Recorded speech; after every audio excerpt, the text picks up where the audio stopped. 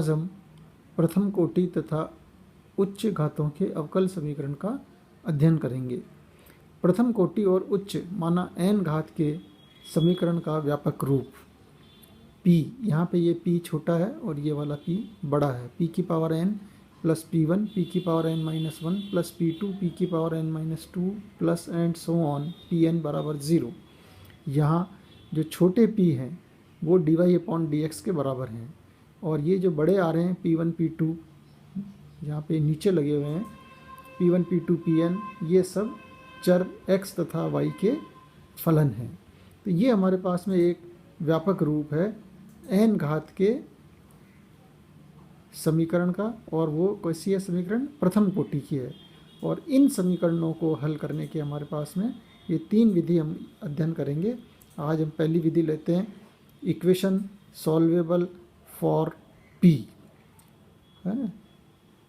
इस समीकरण को यानी p के साधनीय समीकरण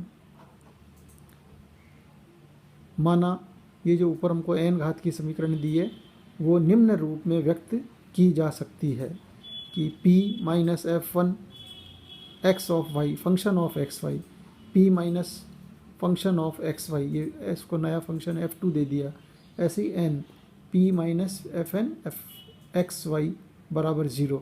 यानी हमारे को जो n घात का समीकरण दिया है उसको हमने क्या करा, गुणनखंडों के रूप के अंदर व्यक्त किया जा सकता है, इसको नंबर 2 दिया। अब इनमें से हम क्या करेंगे, एक एक गुणनखंड लेंगे और उन सबको अलग अलग 0 करेंगे। पहला गुणनखंड 0, तो इसका सॉल्यूशन माना हमारे पास में capital F1 x Y C1 बराबर 0 आ गया। ऐसे ही दूसरा गुणनखंड लिया और F2 एक्स वाई C2 बराबर 0, n वाले के लिए Fn एक्स वाई Cn बराबर 0। ये C1 C2 Cn अपने पास में कॉन्स्टेंट्स आ गए जो इंटीग्रेशन के प्राप्त होते हैं। इन सभी सॉल्यूशंस को हम क्या करेंगे, संयुक्त रूप में इस प्रकार से रखेंगे, इनको सबको डॉट गुणा करके यहाँ रख दें और इक्वल टू 0। तो ये जो हमारे पास आएगा वो दी गई समीकरण का सॉल्यूशन प्राप्त हो जाएगा। तो ये अपने पास में पहला मेथड है, इक्वेशन सॉल्वेबल फॉर p, यानी ऐसे समीकरण जो p के रूप में हल किए जा सकते हैं। इनके हम गुणनखंड बना लेंगे, हर गुणनखंड को अलग अलग 0 रखेंगे और इन सब का कंबाइंड रूप एक साथ हम बना के लिख देंगे।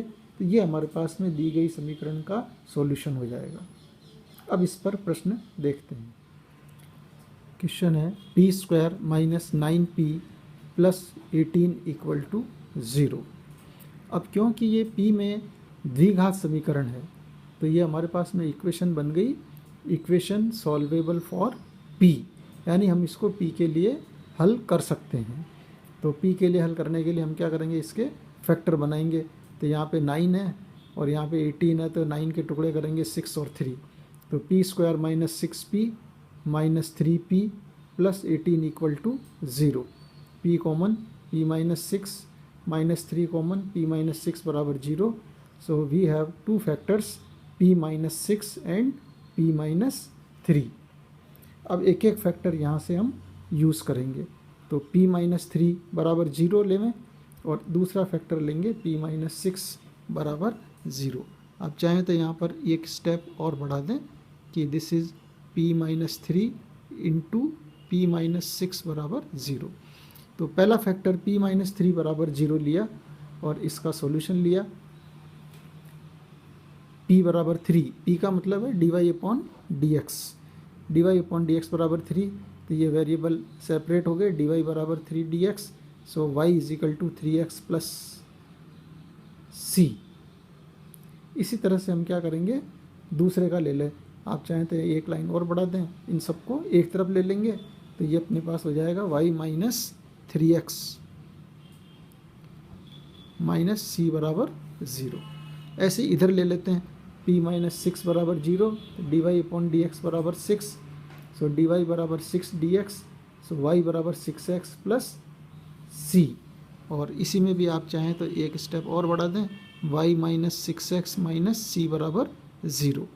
ये अपने पास में 2 सॉल्यूशंस आ गए गुणनखंडों के अलग अलग, और इनका अब हम क्या करेंगे, कंबाइंड सॉल्यूशन लिखेंगे। तो कंबाइंड सॉल्यूशन लिखने के लिए इनको दोनों को हम गुणा कर देंगे। तो y minus 3x minus c into y minus c x minus c बराबर 0। ये अपने पास में गिवन इक्वेशन का फाइनल सॉल्यूशन हो जाएगा। और लेंगे क्वेश्चन इसके आगे। Next question, p cube minus x square plus x y plus y square into p square plus x cube y plus x square y square plus x y cube into p minus x cube y cube बराबर 0। अब ये जो अपने पास question है, इसको हम क्या करते हैं, सारे को एक बार खोल लेते हैं। So p cube minus x square p square minus x y p square और minus y square p square plus x cube y into p plus x square y square p plus x y cube into p minus x cube y cube बराबर 0। अब यहाँ पर equation P के लिए solve हो रही है और ये डायरेक्टली अपने को दिख नहीं रही है। इसके फैक्टर बनाने में भी हमको थोड़ी सी दिक्कत महसूस हो रही है, क्योंकि ये अपने पास में क्यूबिक इक्वेशन है। और यहाँ पर इसको अगर हम ध्यान से देखें तो अगर हम यहाँ पे p की जगह एक्स वाई रख देते हैं इस पूरी इक्वेशन के अंदर, तो ये इक्वेशन सेटिस्फाई हो जाती है। क्योंकि p की जगह एक्स वाई रखा है यहाँ पे, तो ये एक्स क्यूब वाई क्यूब और ये एक्स क्यूब वाई क्यूब, ये दोनों कैंसिल हो गए। इसी तरह से यहाँ पे रखा p की जगह एक्स वाई, तो x4 वाई स्क्वायर, ये आपके इधर इस वाली टर्म से कट जाएगा। p बराबर एक्स वाई रखते ही यहाँ पे ये x4 वाई स्क्वायर आ गया। तो ऐसे ये सारी चीज़ें कट के और ये इक्वेशन सेटिस्फाई हो रही है। तो यहाँ पर p माइनस एक्स वाई इस इक्वेशन का एक फैक्टर होगा, है ना। आपने खूब किया है कैसे गुणनखंड। तो ये p माइनस एक्स वाई एक फैक्टर है, तो यहाँ पर p क्यूब है, इसलिए अपने को p स्क्वायर से गुणा करना पड़ेगा। तो ये आपका हो गया p cube minus p square x y. ये दोनों टर्म अपने पास आ गई। अब आपको चाहिए यहाँ पर p minus x y, p minus x y लिया तो अगली टर्म हो गई आपका वाई स्क्वायर p से गुणा करना पड़ेगा, क्योंकि अब अपन टर्म कौन सी लेंगे, p स्क्वायर वाली टर्म यूज़ करना चाहते हैं, है ना। तो ये आपका हो गया y square p square, y square p square, और प्लस का हो गया एक्स वाई क्यूब पी। ये एक्स वाई क्यूब पी आपको चाहिए प्लस का, तो ये एक्स वाई क्यूब पी यहाँ पे इधर आ जाएगा अपने पास। ऐसे ही पी माइनस एक्स वाई इसके साथ लेना पड़ेगा एक्स स्क्वायर पी, तो ये पी स्क्वायर एक्स स्क्वायर और प्लस का हो गया पी एक्स क्यूब वाई, और बाकी बची हुई term x square y square p minus x y बराबर 0। तो ये सारी एडजस्ट हो गई। अगर आपको इसमें दिक्कत आती है तो आप जैसे अपन जनरल भाग देते हैं उस तरह से क्या करेंगे, p माइनस एक्स वाई का इस पूरे के अंदर भाग दे दो, तो अपने आप आपको ये इतनी बार इसका भाग चला जाएगा। तो आप इजीली इसके ये गुणनखंड भी निकाल सकते हैं। तो ये अपने पास गुणनखंड आ गए p minus x y into ये सारी की सारी चीज़ बराबर 0।